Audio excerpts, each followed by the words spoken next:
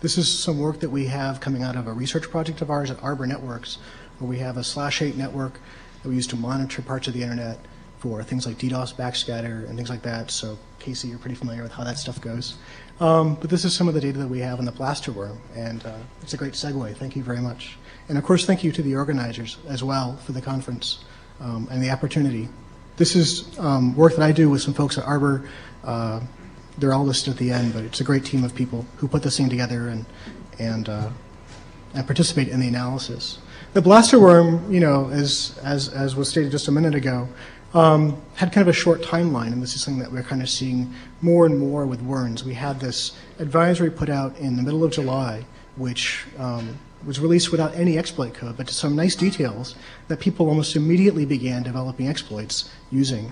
And about 3 or 4 days later, we saw several exploits. And one of those, actually called decom.c, came from hdmore, and that's thought to be kind of the core exploit and backdoor that was used in the worm.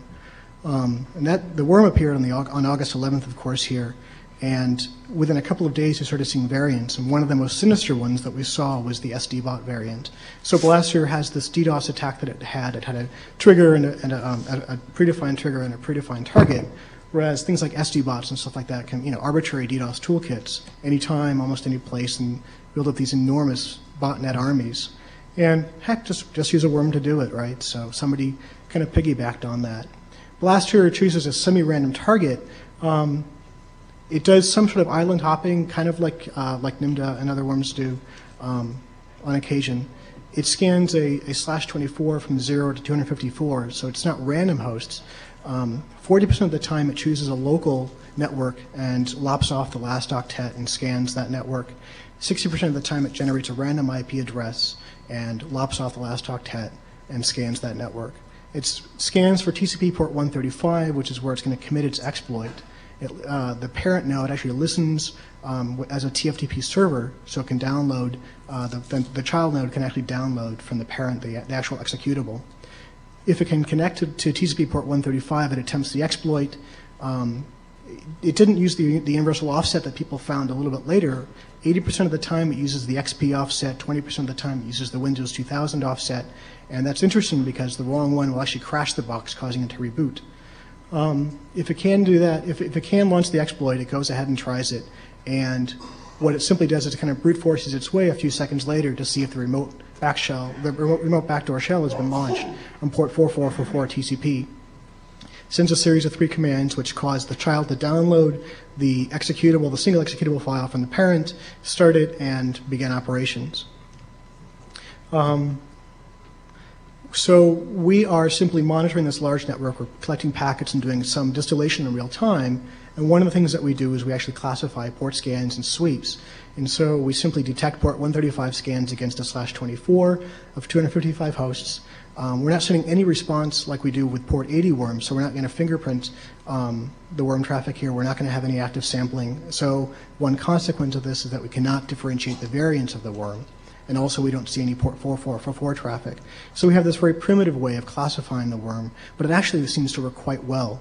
And then, of course, we take the data, we measure the traffic, and then the unique IP addresses seen over this time.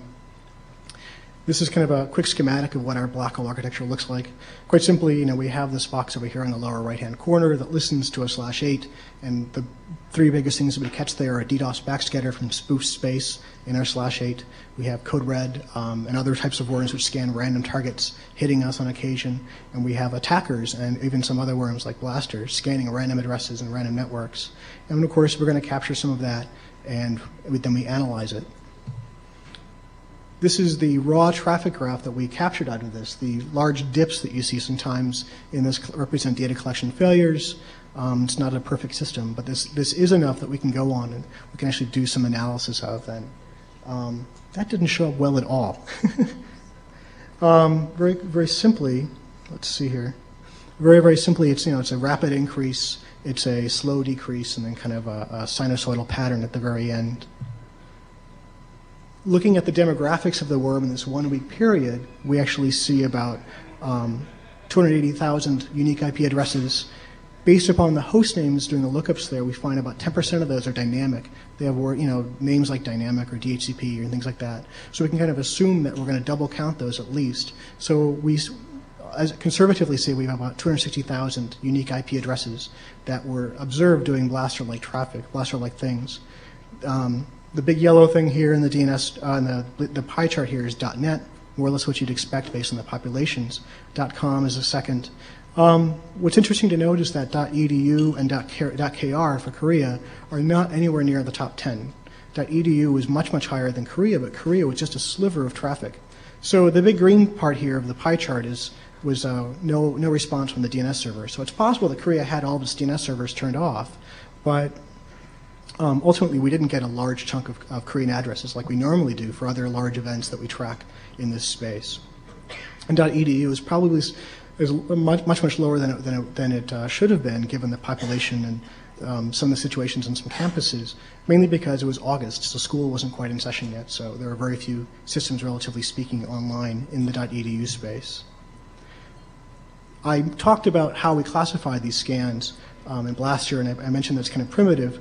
Shown here in this graph is kind of the first 10 or 11 days of August, where we can kind of see where we have about 4 to 12 port 135 scan sources per hour. And before the release of the advisory, we saw maybe 4 to 12 a week in this space. So very, very few, very, very low signal, very, very low noise in our signal. There are some spikes in the graph here that you can see, and these correspond, we believe, based upon looking at list traffic and other things, to toolkits that are designed to actively scan large networks and root boxes, essentially, with one of the most popular ones being from a group called Chaotic, for example. And at the very, very end here, you can see the actual blaster run traffic taking off kind of like a rocket. So the actual growth rate of the worm is shown here in this graph. Again, doesn't show up too well, my bad. We fit it to a simple constrained growth model where we have a logistical growth equation. I fit it to a very simple Boltzmann equation because it's what I know, and only has a few variables in it.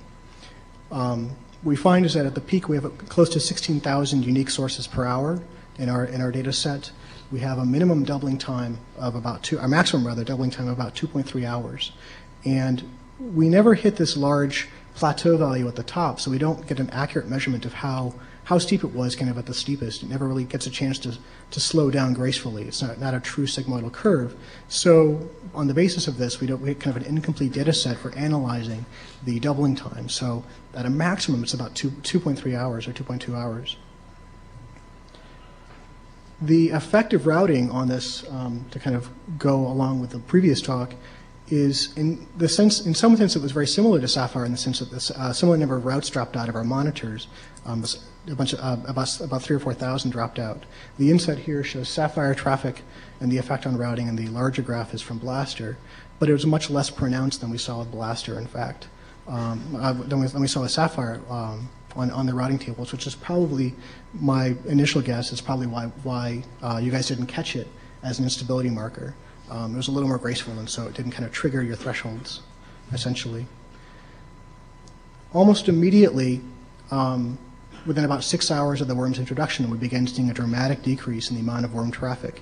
And we believe that this is due to people starting to install these very simple filters on their networks and pushing them down kind of to the leaf nodes, essentially, of their networks. Fitting it to a very simple single exponential equation, we come up with about 10.4 hours of a half-life of blaster activity. Again, there's kind of a dip in here due to data loss. This is a time span here, shown here, of about 5 days. And we pretty much stopped seeing people cleaning up their networks at the end of about that 5 days. It started about 4 to 6 hours after the worm was kind of announced and pretty much identified. Part of this is because it's quite trivial to filter this worm as opposed to CodeRad or NIMDA. You simply install a filter, a simple shun, for example, on a PIX would do it, as opposed to having to selectively filter out traffic that's used quite legitimately across the backbone of the internet. So we saw quite a number of operators installing filters very, very quickly and working very quickly to contain the worm spread, which is a pretty good thing. I think we're learning a lot in that respect. At the end of that time period, when we saw the end of the decrease, we actually see this kind of circadian pattern of blaster activity. suggesting that these are machines that get turned on as the day starts and turned off when people go home or something like that. The peaks start out near midnight Eastern Daylight Time, but kind of start drifting throughout the day. One of the things I thought would kind of indicate where this was centered was looking at the DNS lookups. However, it's a global top-level domain distribution within this time span. And there's also a slight increase kind of in the mean value when you go from from about the 20th through the 26th or so, and then it drops down again. I think it's really important to note, by the way, in this figure here, we see the exponential decrease of the worm is that this is not an effective Welchia. Welchia appeared about a week after Blaster appeared, and this is about 6 hours after Blaster appeared. So it's people just simply installing filters. So that's kind of it. So we're still seeing a lot of Blaster activity that more or less mirrors what we see here. Still circadian. We're still seeing about, at a minimum, about 300 machines and a maximum about 1,000 machines per hour every day. Circadian patterns still continue, and we still have kind of a global top-level domain distribution of the sources there. Looking at the second-level domain distributions, we see a lot of cable modem networks, a lot of broadband, a lot of consumer dial-up, things like that. We don't see any large providers kind of standing out too badly. It's kind of it flattens out very quickly when you look at the second-level domain analysis. So really quickly, some very simple conclusions, right? So we had this advanced warning. We knew this thing was going to happen. We had exploits. We knew people were going to talk about it. It was way too juicy. People were just going to have to do it. And the exploit that was used had a very nice signature. It showed up quite easily.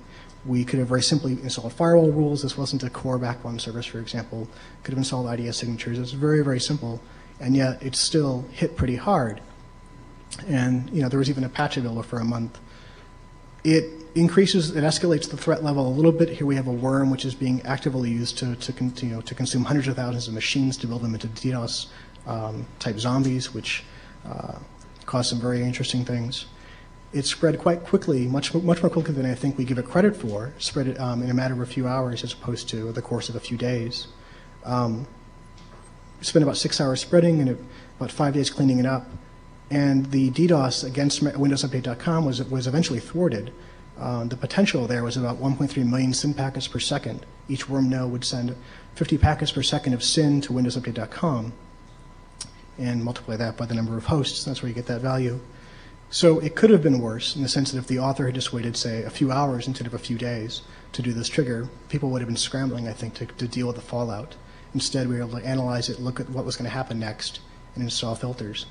Speaking of that, Kurt Parent is here from Microsoft Networks. He was actually at ground zero. He describes it as the 1 foot view of what happened at WindowsUpdate.com with respect to the DDoS that was set to launch against them. He's open to talking to people offline. He's a great guy. Some interesting stuff happened that week for them. So talk to him, and there's a team of people here who also worked with him on that. So it wasn't all just him, but a great team of people who eventually thwarted this really serious problem for themselves. And like I mentioned, it's a team of people who do this, and I'm very, very proud to work with them. So thank you very much.